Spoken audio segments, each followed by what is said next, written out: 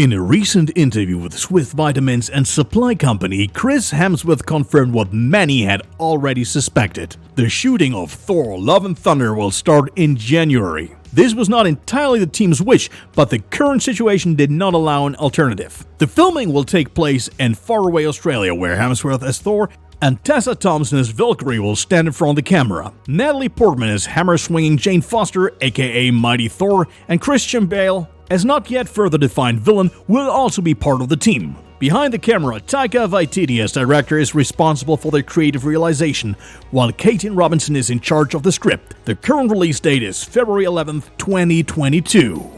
After a recent report by Deadline and the already more or less concrete statement by Vin Diesel in February, it is now very likely that the Fast and Furious saga will finally end with Part 10 and Part 11. So after the release of Part 9 in May next year, fans can look forward to a probably spectacular double finale with Dominic Toretto and Co. If you believe Deadline, the right man for the direction is already on the starting blocks, named Tokyo Drift director Justin Lin. It doesn't seem that unlikely, because Lin has worked on 4 films of the series so far and is therefore largely responsible for the gigantic success. Although there is no reliable information on the story of the double finale yet, it seems very likely that most of the traditional cast around Michelle Rodriguez, Jordana Brewster, Nathalie Emmanuel, Sung Kang and Co will be back in the game.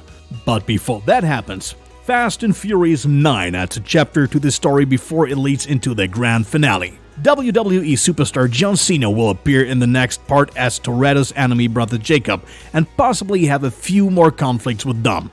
So you can look forward to May 28th, 2021 when Fast and Furious 9 will probably be released. Unfortunately, there is no information about a potential release of parts 10 and 11 at the moment. By the way, there are rumors that Tom Holland is currently in talks with Vin Diesel for an appearance in the double finale of Fast and Furious 10 and 11. What would you think about a Spider-Man appearance in the franchise? Write it down in the comments.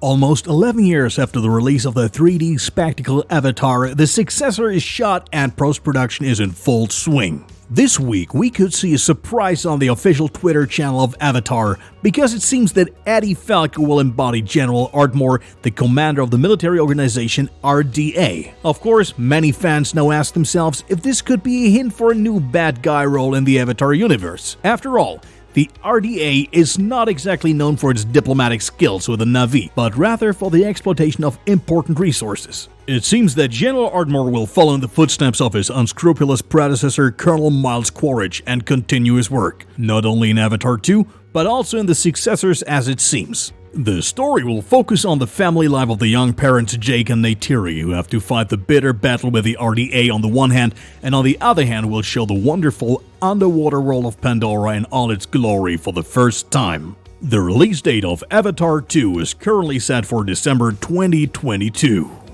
Since the initial announcement of the new DC blockbuster Static Shock at the Fandome in August, there's been a lot of movement behind the scenes. As The Hollywood Reporter reports exclusively, Black Panther star Michael B. Jordan will now join the production team. However, there's no talk of an acting performance or similar at the moment. The original comic Static Shock made its debut in 1993 and is published by Milestone Comics, which has worked closely with DC in the past. At the center of the plot is young Virgil Hawkins, a teenager who has had electromagnetic superpowers since contact with an unknown gas. Unfortunately, no exact release date is known at the moment.